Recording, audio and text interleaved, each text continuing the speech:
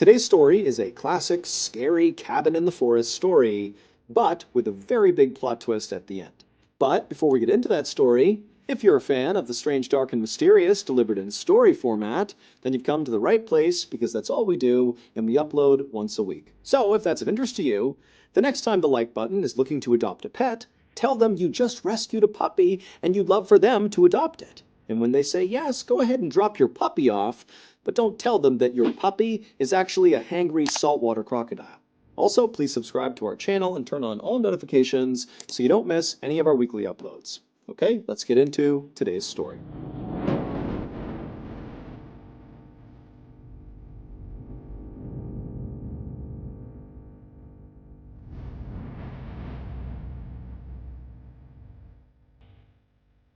On the night of October 17th, 2019, a 47-year-old woman named Ada Quintal stepped out of her family's cabin in rural Michigan to take her dog for a walk and have a smoke. It was very late, it was about 1:30 in the morning. Now, this cabin where she was staying was very isolated. It was about a half-mile away from any neighbors, but Ada actually enjoyed the solitude.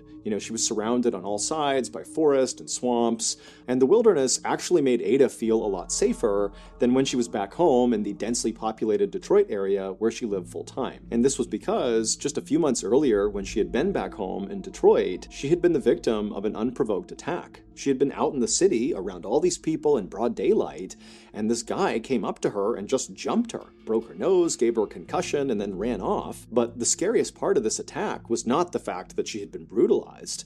It was that this guy did not appear to have any reason to attack her. He didn't know Ada, and Ada had not been robbed or anything. It was like he just randomly identified her and attacked her. And the guy had never been caught. And so this ordeal had had such a profound impact on Ada that it really began to affect her health, both mentally and physically. She started to just kind of decline. And on top of that, she had been laid off from her engineering job, and so now she was unemployed and seriously depressed. And so recently, when Ada's uncle had called her and offered to pay her to come out and live in this 2-story family cabin and fix it up for the winter, Ada had jumped at the chance. I mean, not only would this solve her unemployment issue, but also she loved this cabin. It had been in her family for 75 years, and some of her fondest childhood memories were in this cabin.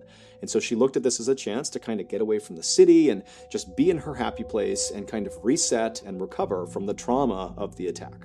And so for the past week, Ada and her boyfriend had been staying in this cabin and doing small repairs and cleaning it up. But 2 days earlier, her boyfriend had had to leave and go back to the city where they were actually fixing up another property, a condo.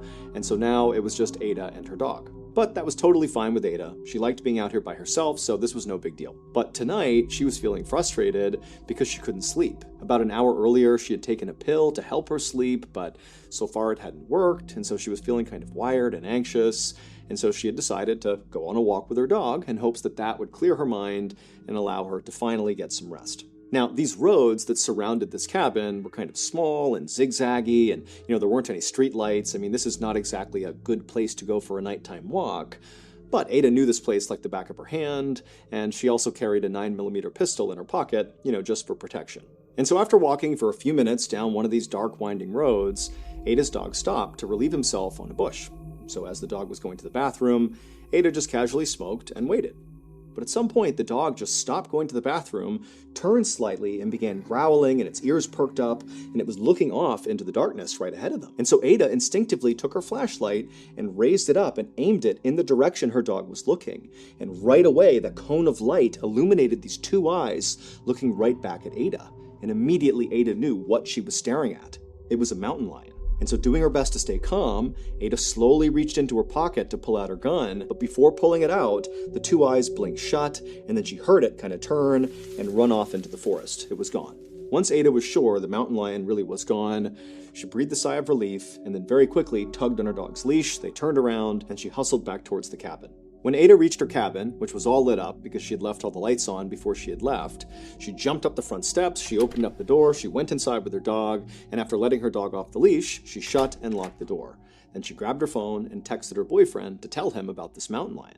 And then after hitting send, Ada felt relieved to be back in her cabin, but at the same time, she still felt very on edge. I mean, she had been, just a few feet away from a mountain lion in the middle of the night, in the middle of nowhere. But as Ada was doing her best to calm herself down, she heard this noise coming from outside the living room window, almost like twig snapping, like somebody was walking past the window. And so the way this cabin was set up is when you first walked inside, you were in the kitchen, and then the back half of the cabin was a living room, and then there were also stairs leading up to a second floor. But from in the kitchen, you had a clear line of sight into the living room and vice versa. It was kind of like one big room with two functions. And so from where Ada was standing in the kitchen, she could clearly see the window in the living room where this noise had kind of come through.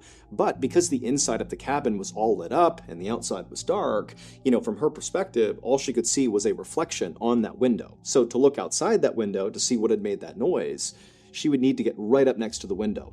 And so feeling pretty nervous at this point, she walked across the cabin, she made her way towards this window, and then she pressed her face right up against the glass to look outside. But all she saw outside was just darkness. I mean, there was nothing out there. And so Ada stepped back from the window and started to wonder if maybe the sound she had just heard was maybe that mountain lion. Maybe it followed her back here. That was terrifying, but at least she was inside. But also she was thinking to herself, mountain lions are not known for being aggressive towards humans, and they wouldn't come up to her cabin like this and prowl around outside. That's just not what mountain lions do. But Ada didn't really have any other explanation, and so she told herself, it's gotta be nothing, there's nothing out there, this is a safe place. And so she kind of forgot about the noise, and she took off her coat and put her stuff down, and then she sat down on the couch in the living room, turned on the TV, and tried to relax. But only about 20 minutes later, when Ada had finally relaxed and was even thinking about getting into her bed and going to sleep, she heard another noise coming from that same window in the living room. And this time, when she looked up and looked out that window, despite the reflections inside the cabin, she could clearly tell there was something moving outside of her cabin. And it was definitely not a mountain lion. It looked like a man. And so Ada had to stifle a scream, and then instinctively she lunged for her gun on the coffee table, and then darted behind the couch and crouched down to make sure whoever was out there couldn't see her. And then, with gun in hand, she began calling out to the person out there that, "Hey, I'm armed. If you come in here, I'm going to shoot you." But it was just silence. And then Ada strained her ears to try to hear any sound that would give away where this person went. Were they still outside that window? Had they moved somewhere else?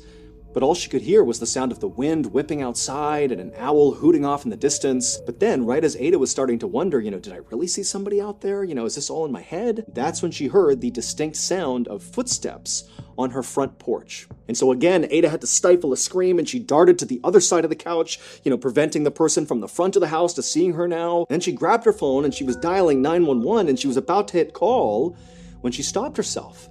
And she began to wonder, am I just totally overreacting here? I don't know if there's somebody out there. I could be hearing things. Or maybe it's just like an animal or something. And also, deep down, Ada knew that ever since that attack in Detroit that summer, that basically everything scared her. And she was starting to wonder if maybe she was just being totally paranoid and there was nothing going on. And she didn't want to embarrass herself by calling 911 and having them come out here and finding nothing. And so Ada decided she would call her boyfriend, and so she called her boyfriend, and as the phone is ringing, she's listening intently for any other footsteps outside, but she can't hear anything. And then her boyfriend, he didn't pick up. It's also like 2:30 in the morning at this point, but her boyfriend doesn't answer. And so after that, she tries calling one of her friends, and her friend does pick up. And right away, Ada just began telling this friend about all the things that had happened that night, from going out and seeing the mountain lion, and then coming back in, hearing the sound, and now hearing the footsteps on the front porch. And, she was worried that maybe she was just making it all up, but she was still really scared. And even though Ada was trying to be composed as she was telling her friend, her voice began to crack and she began to cry because she really was scared. And the friend just said, "Look, I'm going to call the police on your behalf. It seems like it's worth having them come out just to make sure you're really okay. Give me the address and I'll tell them where to go." And so Ada would give her friend the address, but she told the friend, "Thank you, but do not call right now. Just please stay on the phone for a minute and let me just do a quick investigation. Let me look out the windows, and just really make sure that this is nothing before you call the police." And so the friend said, "Okay, look around, but then I'm calling the police." And so, with her phone and her gun in hand, Ada very carefully crept out from behind the couch, keeping a low profile, staying below the sight line of all the windows. And she crept from the living room into the kitchen towards the front of the house, and she walked over to the sink, and she very slowly raised her head until she could just barely peek through the window right above the sink that overlooked the front porch. Because remember, that was the last place she had heard sounds, from the front porch. And so she very carefully peeks and looks out the window, and there's nothing there. Nobody's on the porch. It's just empty, dark forest. She's safe. Ada let out a relieved half-cry, half-laugh, and then stood all the way up and felt totally ridiculous, because clearly she had just imagined, all these people wandering around the outside of her house. And so she was about to tell her friend that, hey, sorry, there is no issue here, don't call the police. But before she could get the words out, Ada happened to turn around and was looking back towards the living room, and she froze. Because there, in that same window she had heard those sounds coming from in the living room, was now the silhouettes of two men, clear as day, just looking in the window right at Ada. And so, acting purely on instinct, Ada just raised her gun and aimed it at these two men, and to her horror, the two men also raised guns and aimed them right back at Ada. And so Ada just started firing her gun at the window, and these men began shooting back at her, and right before Ada leapt to the ground, she was pretty sure she hit one of the men in the head with one of her rounds, and so she lands on the ground. It's absolute pandemonium at this point, and her friend, who's still on the phone, is screaming like, what's going on? What's going on? And all Ada could think to do was yell out, there's two men, they're shooting at me, I think I shot one of them. And the friend is screaming, I'm gonna call the police. And then the line goes dead. And Ada, who's crouched down behind the kitchen island at this point, she realizes all the shooting has stopped. It's now dead silent in the cabin. And so for a second, Ada was thinking to herself, maybe I managed to shoot both of them, and that's why it's quiet right now. But then another thought began to enter her head, that maybe she had only shot one of them, and the other survivor was moving into position to maybe ambush her. And so as she's running through what she's gonna do, she hears this horrible, loud thumping sound right above her in the second floor of the cabin. Now, Ada knew at this moment she should just get her dog and run. Because if this second shooter has survived and has now come into her cabin and is upstairs, that means the forest is now clear and she can make a run for it. But as she sat there by the island, still clutching her gun, in this beloved family cabin of hers, she began thinking about the fact that ever since that attack in Detroit over the summer, that had totally wrecked her life and made her scared of everything. And so as she heard the sound of whoever this was marching around in her second floor, she made a decision. She was going to stand her ground and fight. And so she took a deep breath, she stood up, and with gun in hand, she made her way to the stairs and began to go up.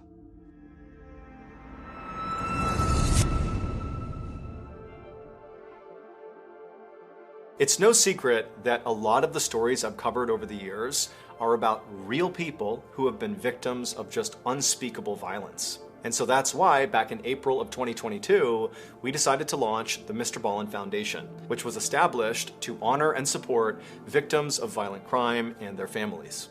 And so now, over 2 years later, I'm happy to report that, with your help, because none of this would be possible without all of you, we have been able to give $1.4 million to this group of people, to these victims and their families, who are often overlooked after the news story about whatever happened to them fades. All donations that are made to the Mr. Ballin Foundation, literally 100% of them, go out the door to the cause. Meaning if you give $10, that $10 is going to the victims, it's going to their families. This is one of the very rare nonprofits that can actually say that. If you're interested in joining the Mr. Ballin Foundation community and contributing to this effort, all you have to do is go to mrballin.foundation and click on Donate. Again, just go to mrballin.foundation and click on Donate. Thank you again to all our donors, our listeners, viewers, all the people that made this possible. We are genuinely changing the world. Thank you so much, and now back to the story.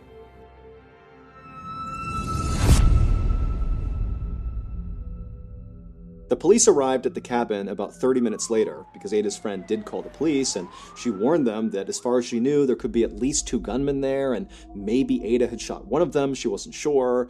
And so when the police arrived, they showed up, guns drawn, and they walked up to the cabin and they searched the outside, but there was nobody out there, it was silent. And then when they made entry into the cabin, they saw clearly there had been a shootout. I mean, there were bullet holes all over the place, broken windows, but after searching the cabin top to bottom, they didn't find anybody. No Ada, no shooters. However, they did find Ada's terrified dog inside of the cabin, and the dog would be just fine. Now, once the cabin was secured of any threats, the police would do another comprehensive search looking for any evidence that would kind of tell them, where Ada or these shooters had gone. And during this secondary search, they would find Ada's shoes and her cell phone on the roof of the cabin, and they would also find her gun on the ground not far from the roof, suggesting maybe she had fallen off the roof or jumped from the roof, but they were kind of located roughly in the same area. And during this secondary search, they wouldn't find Ada or the gunman, but they would find Ada's cell phone and her shoes on the roof of the cabin, and they would also find Ada's gun on the ground not far from where her shoes and cell phone had been found. But that was it. Police immediately launched a massive search in the forest surrounding the cabin, but despite looking all over the place, they could not find any signs of Ada or her attackers. Police checked local hospitals to see if maybe the man that Ada had shot had shown up seeking medical attention, but as far as they could tell, he hadn't. And so pretty quickly, the police theorized that maybe there were no gunmen. Maybe what really happened here is Ada's boyfriend attacked her, and he was responsible for whatever happened to her. But when police checked on Ada's boyfriend, it would turn out he had a rock-solid alibi. He had been with Ada's adult son at the time Ada had gone missing. And Ada's own son said, yes, for sure, he was with me. He did not do this. But after that, the police thought, okay, well, maybe if Ada's boyfriend didn't do this, maybe he hired other people to hurt Ada. But there was no evidence of any strange financial transactions, and as far as they could tell when they did some digging, there was no strife in Ada and her boyfriend's relationship. So there was no clear reason why he would want to hurt her. And so that lead also kind of fell flat. Police would confirm that Ada was attacked that previous summer by this random guy in Detroit, and so for a little while they speculated that, maybe this guy, this attacker, who had never been caught, had maybe tracked Ada down to finish off the job. But that seemed so far-fetched and just unlikely that basically was shut down as well. And as the days passed, the evidence that was coming in only made the case more confusing. For example, there were all these bullets fired during this big shootout in the cabin, and when they examined the actual bullets they extracted from the walls and the floor and the ceiling, they were all from Ada's gun. However, outside and inside the cabin, they found all these different shell casings, suggesting that those bullets had been fired from different weapons, i.e., maybe the attacker's weapons. And so as the weeks passed by and Ada and her attackers were not found, people began to speculate that, maybe this was all an elaborate setup by Ada just so she could disappear. Or other people thought maybe she was abducted by aliens. There were lots of theories surrounding this, but basically nobody knew what happened. And then pretty soon, the case just went completely cold. That is, until December 21st, 2019, so about 2 months after Ada's disappearance. And on that day, Ada's family decided to drain a pond that was near that cabin in the woods. At this point, the family was so desperate for closure that they were prepared to do just about anything to find Ada and to figure out what happened to her. And so even though this pond had previously been searched by the police, they drained this pond, and sure enough, they find Ada. She was deceased, and her body was found about 300 yards away from the cabin, and she was covered in only about a foot of water. Now, initially, the speculation was, well, here you go. She must have been chased out of her cabin by these attackers, and she was shot and killed, and this is where she fell. But after a quick examination of her body, it was clear she had no bullet wounds on her anywhere. In fact, she didn't even have any bruises on her or any major scrapes or cuts or anything, so it didn't even seem like she had been in any sort of physical struggle at all before she died. In fact, unless she had drowned, it really just seemed totally unclear how she had died. It was not until the medical examiner did Ada's autopsy that all this baffling evidence began to make sense. It would turn out, in the wake of that horrible random attack that Ada had suffered over the summer, that Ada was actually doing far worse than she let on to her family and friends.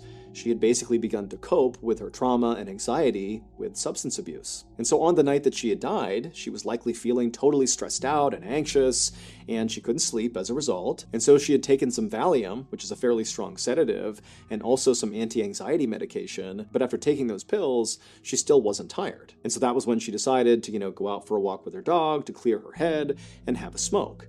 But it was not cigarettes that she was smoking.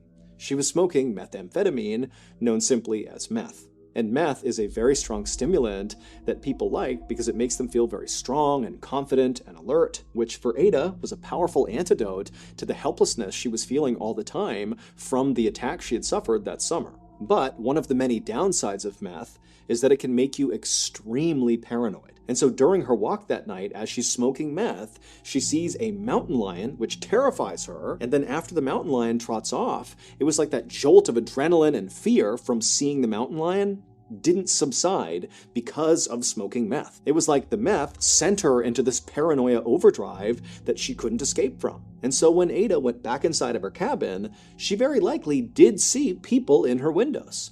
But almost certainly it was just her own reflection. But again, she's in this meth-induced paranoid state. And so instead of realizing it was her own reflection, she thought it was like intruders coming to get her. And before long, she'd raised her gun and thought the people outside were raising their gun back at her. But again, it's just her reflection. And so when she was shooting, she was basically having a shootout with herself. And then as for, the strange noises she was hearing, like the footsteps on the second floor, very likely those were just natural sounds kind of happening outside. She's out in the middle of a forest. There's lots of noises that are totally natural at night. But again, she's in this paranoid state, and so she went upstairs to confront the person, and then didn't see anybody, and then police theorized that she must have, climbed out onto the roof to hide from these attackers, and then at some point, for reasons unknown, she leapt from the roof or climbed down or something, leaving behind her cell phone and shoes on the roof. She left her gun on the ground, and then she ran off into the forest, where she ultimately collapsed, 300 yards away in a foot of water, where she died not from drowning, but from a combination of hypothermia and also a toxic combination of drugs in her system. And so in the end, the danger that Ada was trying to escape was in her own mind. Before I became a professional, strange, dark, and mysterious storyteller, I served in the military. And during my time in the military, I had some pretty wild experiences. But what I remember most about my time in service was not my own stories, but rather the stories I heard from other service members. Keep in mind, service members are sent to some of the most isolated and treacherous places in the world that very few people go to. And so some of the stories that come out of those places are totally creepy and weird. And even more than that, a lot of these stories sort of stay in-house. They stay in the military just because it's kind of a cultural thing. People don't necessarily want to go out and tell the world about the totally unsettling and inexplicable thing they saw while they were deployed. It's like people might think they were crazy. But there's lots of stories like that. And so if hearing some of those crazy military stories appeals to you, well, boy, do I have a podcast for you. It's called Wartime Stories, and it's hosted by Luke LaManna, who himself is a veteran. He was a reconnaissance Marine, which I can tell you is kind of a big deal. And so because he has access and placement, he's been able to extract